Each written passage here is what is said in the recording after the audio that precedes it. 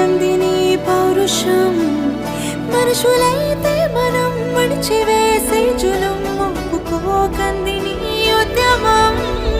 ఆలని బిడ్డని అమ్మని జన్మని బంధనాలన్నీ వదిలి సాగుదాం పానువే లక్షలై ఒకే లక్ష్యమై అటే వేయని ప్రతిపదం కథన రంగమంతా కొదమ సింగమల్లే ఆక్రమించి విక్రమించి తరుముతోంది